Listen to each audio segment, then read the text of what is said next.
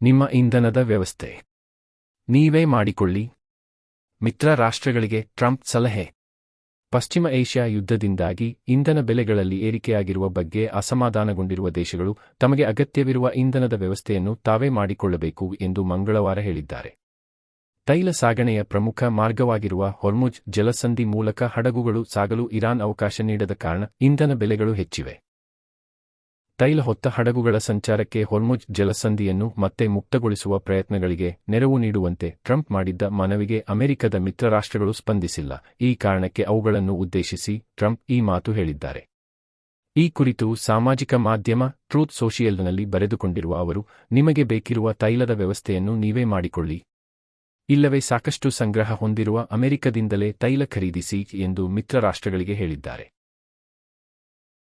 We have a country that understands that. I see CNN did a poll and they talked about voters or MAGA voters, and my poll came out at 100%. Nobody covers that poll. They had another poll where it was at 92% approval. I think that the people understand it. We'll be leaving very soon, and if France or some other country wants to get oil or gas, they'll go up through the Strait and Hormuz Strait. They'll go right up there and they'll be able to fend for themselves. I think it'll be very safe, actually, but we have nothing to do with that. What happens to the Strait, we're not going to have anything to do with, because these countries, China will go up and they'll fuel up their beautiful ships and they'll leave and they'll take care of themselves. There's no reason for us to do it. We hit them hard. We got rid of a lot of the radicalized lunatics along the Strait. But if they want something, but I would say that within 2 weeks, maybe 3. We're hitting them very hard. Last night we knocked out tremendous amounts of missile-making facilities. As you probably read or wrote, we knocked out. ಬಿಹಾರದ ಶೀತಲಾ ಮಾತಾ ದೇಗುಲದಲ್ಲಿ ಕಾಲ್ತುಳಿತ, 9 ಸಾವು, 12ಕ್ಕೂ ಹೆಚ್ಚು ಮಂದಿಗೆ ಗಾಯ. ಬಿಹಾರದ ನಳಂದ ಜಿಲ್ಲೆಯ ದೇಗುಲವೊಂದರ ಆವರಣದಲ್ಲಿ ಮಂಗಳವಾರ ಬೆಳಿಗ್ಗೆ ಸಂಭವಿಸಿದ ಕಾಲ್ತುಳಿತದಲ್ಲಿ 8 ಮಹಿಳೆಯರು ಸೇರಿದಂತೆ ಒಟ್ಟು 9 ಮಂದಿ ಮೃತಪಟ್ಟಿದ್ದು 12ಕ್ಕೂ ಹೆಚ್ಚು ಜನರು ಗಾಯಗೊಂಡಿದ್ದಾರೆ. ಕಾಲ್ತುಳಿತ ಸಂಭವಿಸಿದ ದೇಗುಲದ ಆವರಣದಲ್ಲೇ 8 ಮಹಿಳೆಯರು ಮೃತಪಟ್ಟರೆ ಚಿಕಿತ್ಸೆಗಾಗಿ ಕರೆದೊಯ್ದಿದ್ದ ವ್ಯಕ್ತಿಯೊಬ್ಬರು ಆಸ್ಪತ್ರೆಯಲ್ಲಿ ಅಸುನೀಗಿದ್ದಾರೆ.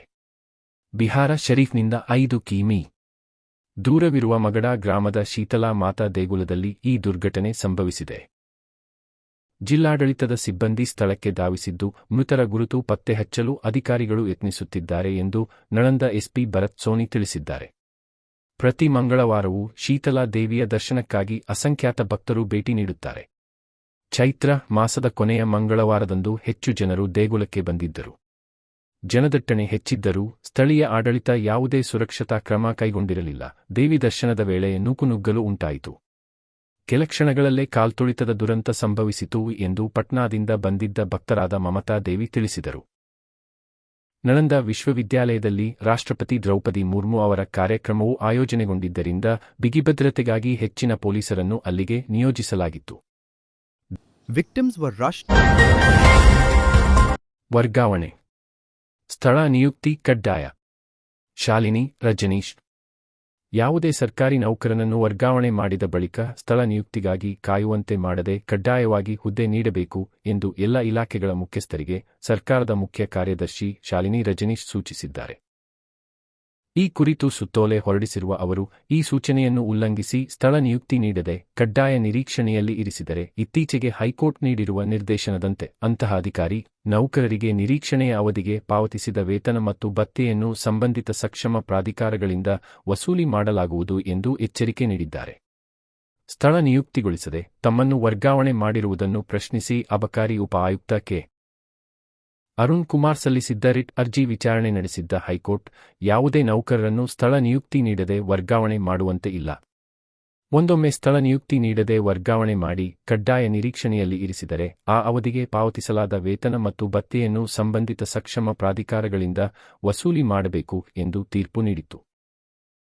ಹೈಕೋರ್ಟ್ನ ಈ ತೀರ್ಪನ್ನು ಸುತ್ತೋಲೆಯಲ್ಲಿ ಉಲ್ಲೇಖಿಸಿರುವ ಶಾಲಿನಿ ರಜನೀಶ್, ಯಾವುದೇ ಸರ್ಕಾರಿ ನೌಕರರ ವರ್ಗಾವಣೆಯಾದ ಸಂದರ್ಭಗಳಲ್ಲಿ ತಕ್ಷಣವೇ ಕಡ್ಡಾಯವಾಗಿ ಸ್ಥಳ ನಿಯುಕ್ತಿ ನೀಡಬೇಕೆಂದು ಈ ಹಿಂದೆಯೇ ಸ್ಪಷ್ಟವಾದ ಸೂಚನೆ ನೀಡಲಾಗಿದೆ ಎಂದಿದ್ದಾರೆ.